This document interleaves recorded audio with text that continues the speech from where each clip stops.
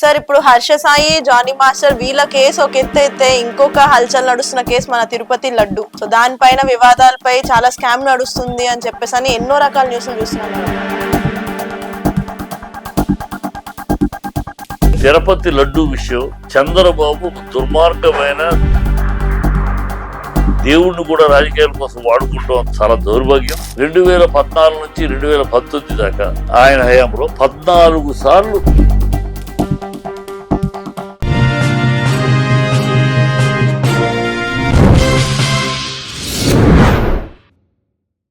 Sir ఇప్పుడు Harsha Sai, Johnny master వీళ్ళ case ఒక ఎత్తు అయితే ఇంకొక హల్చల్ నడుస్తున్న కేసు మన తిరుపతి లడ్డు. సో దానిపైన వివాదాలపై చాలా స్కామ్ నడుస్తుంది అని చెప్పేసి అని ఎన్నో రకాల న్యూస్లు చూస్తున్నాం మనం. దీనిపైన మీ స్పందన ఏంటి? తిరుపతి లడ్డు విషయం చంద్రబాబు ఒక దుర్మార్గమైన, దుష్ట భూయిష్టమైన, చాలా నీచమైన, నికృష్టమైన రాజకీయ క్రీడ చేస్తున్నాడు చంద్రబాబు.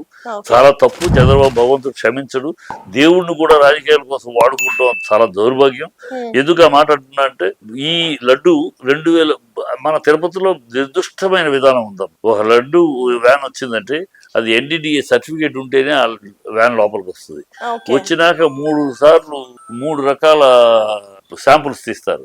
3 శాంపుల్స్ తీసి ఆ 3 శాంపుల్స్ లోనూ ప్రూవ్ అయితేనే, ఎలాంటి ఇబ్బంది లేదు ప్రూవ్ అయితేనే ఆ నెయ్యి లోపలికి పోటు దాకా వెళ్తుంది. లేకపోతే అక్కడ బయట నుంచి బయట వెళ్ళిపోద్ది. ఇది సిస్టమ్. ఏ దేవస్థానంలో లేని బృహత్తరమైన గొప్ప సిస్టమ్ మన దేవాలయంలో ఉంది. అలాంటి దేవాలయంలో ఈ జరిగిందనండి. గతంలో కూడా చంద్రబాబు హయాంలో 2014 నుంచి 2019 దాకా ఆయన హయాంలో 14 సార్లు ఇలాగే నెయ్యి రిపోర్ట్ సరిగ్గా రిజెక్ట్ అయ్యి వెళ్ళిపోయినాయి వెనక్కి. 14 సార్లు తన హయాంలో. అలాగే వైసీపీ హయాంలో 18 సార్లు ఇలాగే రిపోర్ట్ వచ్చి వెనక్కి వెళ్ళిపోయింది.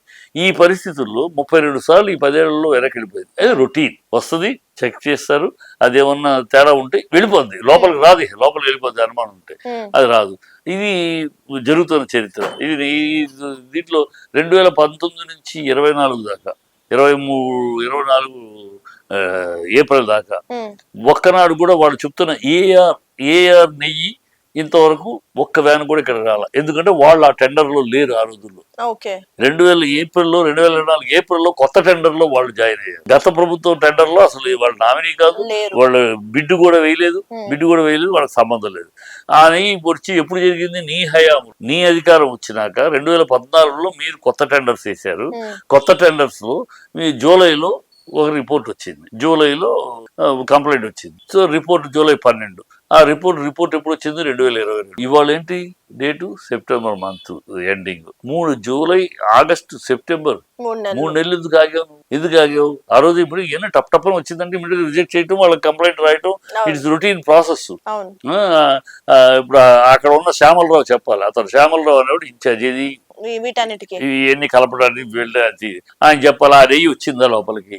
ఆ రిజెక్ట్ వచ్చింది నెయ్యి వచ్చిందా? లడ్డూలో కలిపిందా? ఆ లడ్డూలు అమ్మాయిరా చెప్పాలి కదా. అవి ఏమీ లేదు, వచ్చే అవకాశం లేదు. ఆ నెయ్యిలో కలిసింది అవకాశం లేదు. లడ్డూలు ఆ నెయ్యితో తయారు చేసింది లేదు. కానీ చంద్రబాబు మాత్రం బీభత్సంగా పచ్చి అబద్ధాన్ని, సిగ్గు లేకుండా నిస్సిగ్గుగా అబద్ధాన్ని ప్రచారం చేస్తాడు. ఏదో ఆ నెయ్యి లడ్డూలో కలిసినట్టు, అందరూ ప్రజలకు వెళ్ళిపోయినట్టు, హిందువులందరూ ఆ లడ్డూలు తిన్నట్టు ఒక దుష్ప్రచారాన్ని హిందూ మతం మీద, దేవాలయం మీద ఒక దుష్ప్రచారానికి మొదలు పెడుతున్నారు. కానీ ఏ రాజకీయ పార్టీ వచ్చినా గానీ తిరుపతిని టార్గెట్ చేస్తారు ఎందుకు? అది జనాల దగ్గర నుంచి సింపతి పొందాలనుకుంటున్నారా, లేకపోతే వీళ్ళ వెనకాల ఉన్న రాజకీయ హిందూ ఓట్ల కోసం? అంతే, హిందూ ఓట్ల కోసం. ఇప్పుడు దీంట్లో మరి ఒక్క సీఎం టార్గెట్ చేస్తాడంటే చంద్రబాబు జగన్ని ప్రధానికి జగన్ అని టార్గెట్ చేసే ఒక మాయరోగంలో ఉన్నాడు తప్పితే, దీనికి వచ్చిందంటే టెస్టింగ్ టీమ్ ఉంది, ఆ కమిటీ ఉంది, వీళ్ళని శాంక్షన్ చేయడానికి ఒప్పుకున్న కమిటీ, వీళ్ళందరూ బాధ్యులే కదా చేయడం. అసలు ఇంకోటి, ఆ నెయ్యి దాంట్లో కలిసిందా లేదా అది ముందు చెప్పాలి చంద్రబాబు. ఆ నెయ్యి తప్పే. నీ హయాంలో 14 సార్లు వచ్చింది, వాళ్ళ హయాంలో 18 సార్లు వచ్చింది, ఇప్పుడు మళ్ళీ ఇంకోసార్లు వచ్చింది 43వ సారి. ఇది తెలిసి అందరికి తెలియకుండా 43. ఇన్ని సార్లు నెయ్యి రిజెక్ట్ చేయబడిన నెయ్యి లోపలికి వెళ్ళిందా? బయట నుంచి బయట వెళ్ళిపోతుంది కదా. అది ఎట్లా వెళ్ళిందని చెప్తున్నావు నువ్వు? ఈ 2012లో వచ్చిన జూలైలో 2024 జూలైలో 12లో వచ్చిన నెయ్యి వ్యాను, ఆ నెయ్యి లోపలికి వెళ్ళిందని ఎట్లా చెప్తున్నావు? ఆధారాలు ఉన్నాయా? ఈ రిపోర్ట్లు బాగాలేని నెయ్యి లోపలికి వెళ్ళింది అని ఎలా చెప్తున్నావు? కదా.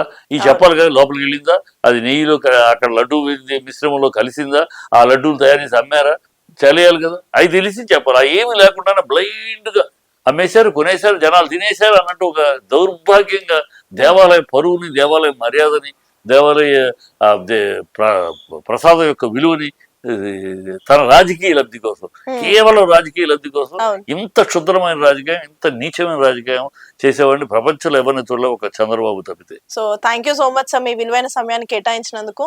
సో చూసారు కదండి, మీకు కనుక వీడియో నచ్చినట్లయితే వీడియో లైక్, షేర్, కామెంట్ చేసేయండి. ఇలాంటి మరిన్ని ఇంట్రెస్టింగ్ వీడియోస్ కోసం మా ఛానల్ ని సబ్స్క్రైబ్ చేసేయండి.